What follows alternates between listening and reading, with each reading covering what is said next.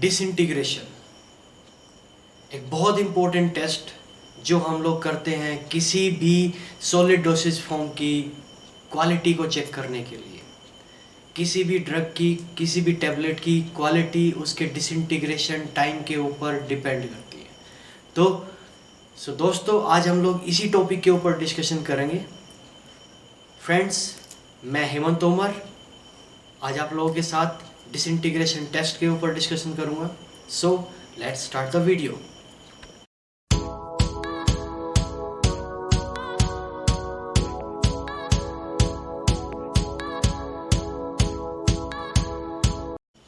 So friends, आज का जो हमारा टॉपिक है, टॉपिक का नाम है डिसइंटीग्रेशन।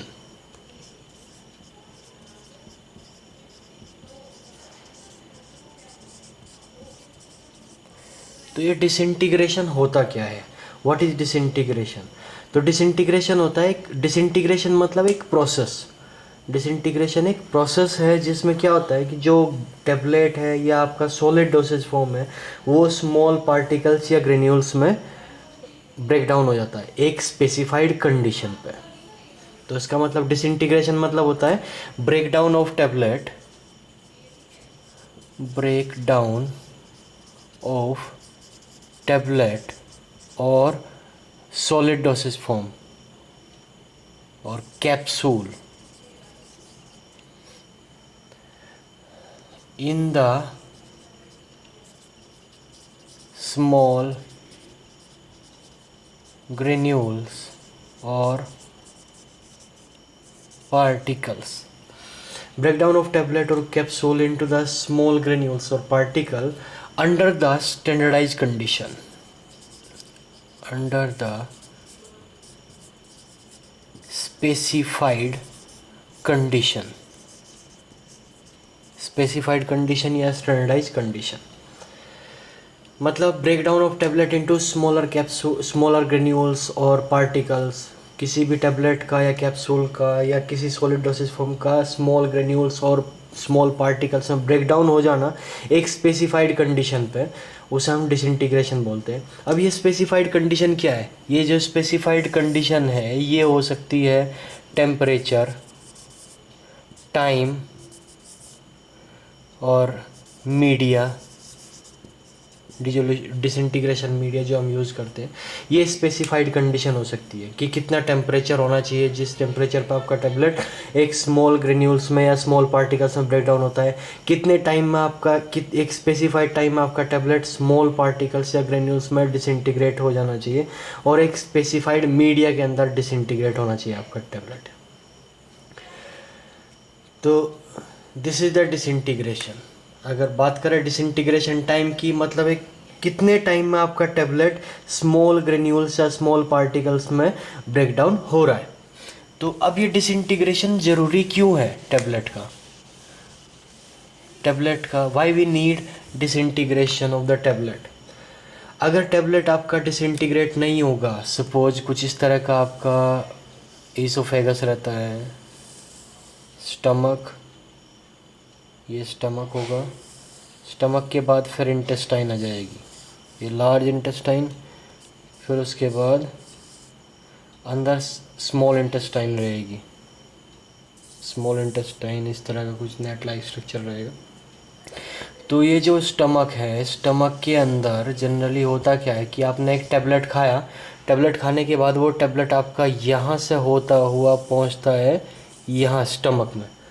अब जब तक वो टेबलेट स्टमक में ऐसी की ऐसी रहेगी, अगर सपोज वो ब्रेक डाउन नहीं हुई तो वो इंटेस्टाइन से होती हुई डायरेक्ट ऐसे ही बाहर निकल जाएगी, कोई इफ़ेक्ट नहीं शो करेगी।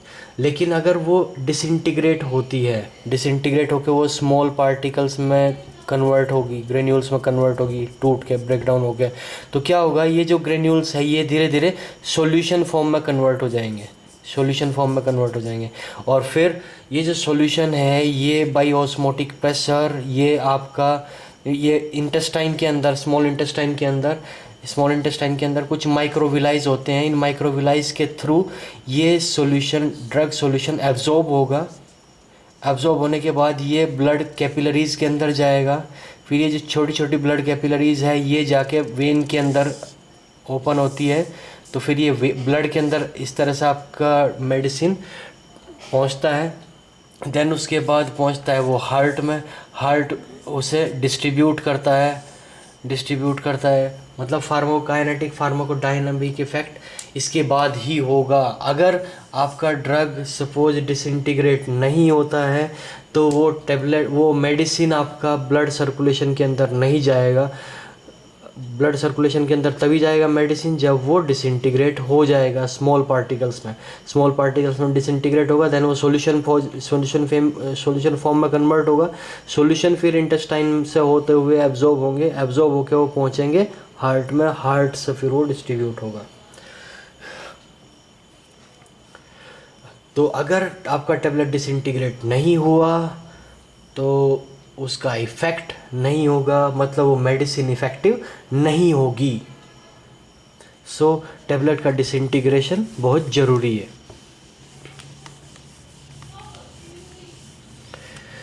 सो अब हम बात करते हैं डिसइंटीग्रेशन हम चेक कैसे करेंगे, कितने टाइम में आपका टेबलेट डिसइंटीग्रेट हो रही है। तो उसके लिए एक एपरेटस हम लोग यूज़ करते हैं, इसे हम बोलते हैं डिसइंटीग्रेशन टेस्ट एपरेटस। इस एपरेटस के अंदर होता क्या है, एक बास्केट ट्रैक असेंबली इसमें होती है, बास्केट ट्रैक असेंबली। इस बास्केट ट्रैक असेंबली के अंदर 6 ग्लास ट्यूब होती है, 6 ग्लास ट्यूब इसके अंदर होती है, 6 ग्लास ट्यूब लगी होती है। ये ग्लास ट्यूब ऊपर से ओपन एंडेड रहती है और बॉटम में इनमें 10 मैश का स्क्रीन लगा होता है, 10 मैश का सीव लगा होता है, 10 मैश की जाली लगी होती है। और ये जो बास्केट ट्रैक असेंबली है ये 1 लीटर कैपेसिटी के बीकर के अंदर ये डिप रहती है, 1 लीटर कैपेसिटी के बीकर के अंदर डिप रहती है। और बीकर के अंदर जो इस बीकर के अंदर हम लेते हैं मीडिया डिसइंटीग्रेशन मीडिया आपका वाटर भी हो सकता है, मीडिया आपका हाइड्रोक्लोरिक एसिड भी हो सकता है, मीडिया आपका बफर भी हो सकता है। और इस मीडिया का जो टेम्परेचर रहेगा दैट इज 37 ±2 डिग्री सेल्सियस, इतना टेम्परेचर इसका रखना होता है। अब बात करते हैं इसमें मीडिया कितना लेना होता है। मीडिया इतना लेते हैं कि जब ये basket track assembly upward position में होती है, अभी फ़िलहाल ये अपवर्ड पोजीशन में है, तो ये जो वायर मैश है, ये वायर मैश इस सॉल्यूशन के अंदर एटलीस्ट 15 mm तक डीप होने चाहिए। और जब ये डाउनवर्ड पोजीशन में जाती है बास्केट ट्रैक असेंबली, जब ये डाउनवर्ड पोजीशन में जाएगी तो यहाँ से इसकी और इसकी बॉटम की जो डिस्टेंस रहेगी दैट इज़ 25 mm, इतनी होनी चाहिए, 25 mm तक होनी चाहिए। तो ये बास्केट ट्रैक असेंबली अब क्या करते हैं, जब हम टेस्ट परफॉर्म करते हैं तो हम क्या करते हैं, एक एक टैबलेट इन ग्लास ट्यूब के अंदर हम लोग डालते हैं, मतलब 6 ग्लास ट्यूब तो 6 टैबलेट हम लोग इनके अंदर प्लेस करेंगे। देन उसके बाद जैसे ही टेम्परेचर आया तो टेस्ट को स्टार्ट कर देंगे। स्टार्ट करने से क्या होगा, वो हम इसे चेक करेंगे कि कौन सा टैबलेट आपका डिसइंटीग्रेट हो रहा है कितने टाइम में, और टाइम नोट करते जाएंगे हम लोग को।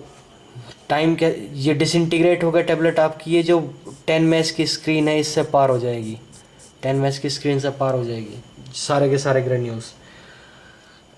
तो जब ऊपर यहाँ पे आपको कुछ नहीं दिखेगा, मतलब सारी की सारी टैबलेट डिसइंटीग्रेट होके आपकी पहुँच चुकी है इस बीकर के अंदर, इस बीकर के अंदर पहुँच चुके हैं सारे ग्रेन्यूल्स, तो इस स्टेज को हम कंप्लीट डिसइंटीग्रेशन कंसीडर करते हैं।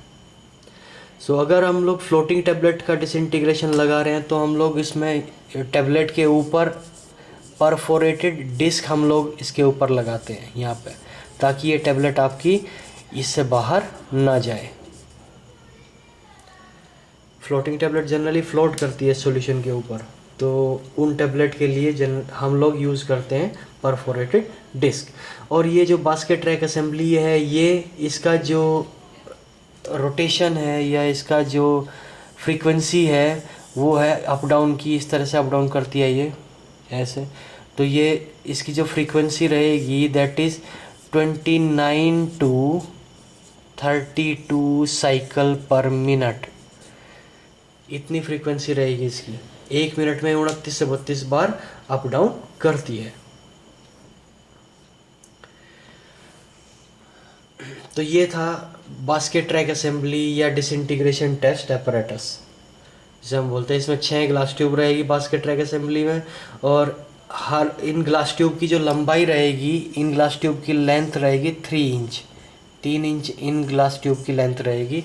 और इन 6 ग्लास ट्यूब के अंदर ऊपर ये ग्लास ट्यूब ऊपर से ओपन रहती है, ऊपर से ओपन एंडेड रहेगी, नीचे बॉटम में इनमें 10 मेश का स्क्रीन लगा रहेगा।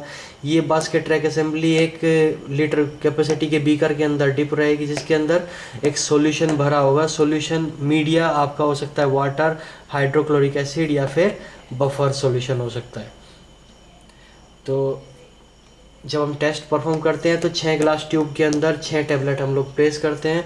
देन उसके बाद जैसे टेम्परेचर आया 37 ± 2 डिग्री सेल्सियस, देन उसके बाद हम लोग ये इसका जो स्टेप है इसे अप डाउन कराते हैं हम लोग, और इसका जो फ्रीक्वेंसी है अप डाउन करने की दैट इज़ 29 to 32 साइकिल पर मिनट। तो इतने स्ट्रोक ये पर मिनट लेता है, 29 to 32 साइकिल पर मिनट।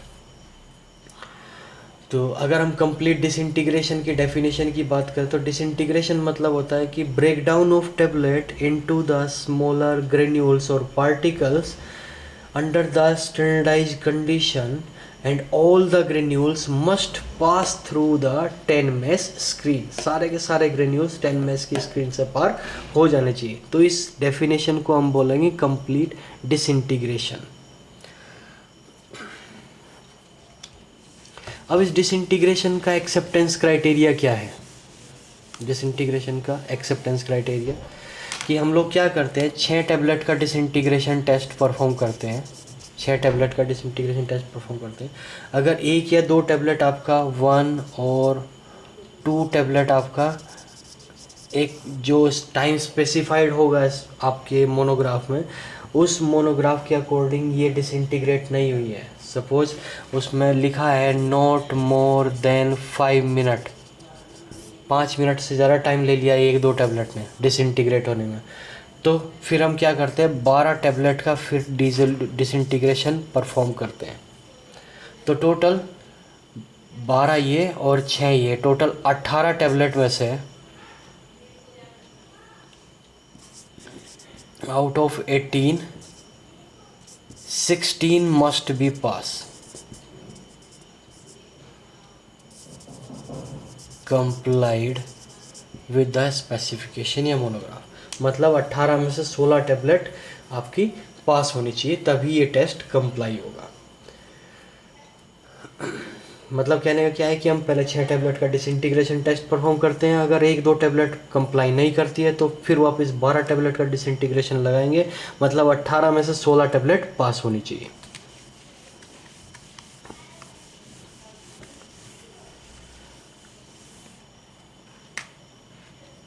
अब डिसइंटीग्रेशन को अफेक्ट कौन कौन से फैक्टर करते हैं? एक